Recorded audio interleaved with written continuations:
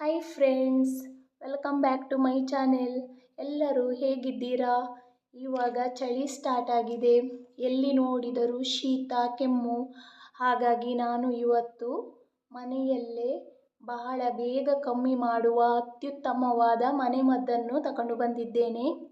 ತುಳಸಿ ಗಿಡ ಮತ್ತು ಸಾಂಬಾರು ಬಳ್ಳಿ ಎಲ್ಲರ ಮನೆಯಲ್ಲಿ ಕೂಡ ಇರುತ್ತೆ. ಹಾಗಾಗಿ ನಾನು ಇವತ್ತು ತುಳಸಿ ಮತ್ತು ಸಾಂಬಾರು ಬಳ್ಳಿಯಿಂದ ಯಾವ ಥರ ಕಷಾಯ ಮಾಡುವುದು ಅಂತ ತಿಳಿಸ್ತೀನಿ ಫ್ರೆಂಡ್ಸ್. ಮದ್ದನ್ನು ಮಾಡಲು ನಾನು ಮನೆಯಲ್ಲೇ ಸಿಗುವ ತುಳಸಿ, ಸಾಂಬಾರು ಬಳ್ಳಿ, ಕಾಳು ಮೆಣಸು, ಒಂದು ತುಂಡು ಬೆಲ್ಲ ಮತ್ತು ಶುಂಠಿಯನ್ನು ಉಪಯೋಗಿಸಿದ್ದೆ. ಫ್ರೆಂಡ್ಸ್, ಈ ಕಷಾಯವನ್ನು ಎಲ್ಲ ಏಜಿನವರು ಕೂಡ ಬಳಸಬಹುದು. ಸಾಮಾನ್ಯವಾಗಿ ಈಗ ಶೀತ, ಗಂಟಲು ನೋವು, ಅಲರ್ಜಿ, ಒಣ ಕೆಮ್ಮು, ತಲೆನೋವು ಇವುಗಳನ್ನೆಲ್ಲ ಬಹಳ ಬೇಗ ಕಮ್ಮಿ ಮಾಡುತ್ತದೆ. ನಾನು ಮಕ್ಕಳಿಗೆ ಇದೇ ಮನೆಮದ್ದನ್ನು ಜಾಸ್ತಿಯಾಗಿ ಉಪಯೋಗಿಸುವುದು.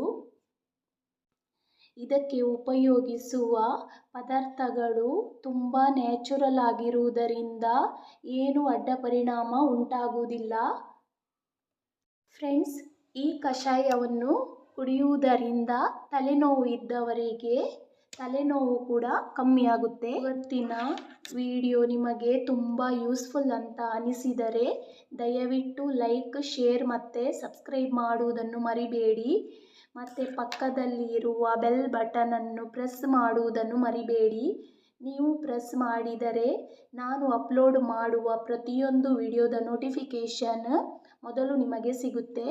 ಮತ್ತು ನೀವು ನನ್ನ ವಿಡಿಯೋವನ್ನು ಎಲ್ಲರಿಗಿಂತ ಮುಂಚೆ ನೋಡಬಹುದು. ಇವತ್ತಿನ ವಿಡಿಯೋ ನಿಮಗೆ ತುಂಬ ಯೂಸ್ಫುಲ್ ಆಗಿದೆ ಅಂದ್ಕೊಂಡಿದ್ದೇನೆ. ನೀವು ಕೂಡ ಒಮ್ಮೆ ಟ್ರೈ ಮಾಡಿ. ಇವತ್ತಿನ ವಿಡಿಯೋವನ್ನು ನಾನು ಇಲ್ಲೇ ಎಂಡ್ ಮಾಡ್ತಾ ಇದ್ದೇನೆ. ಮುಂದಿನ ಬ್ಲಾಗ್ನಲ್ಲಿ ಸಿಗ್ತೇನೆ.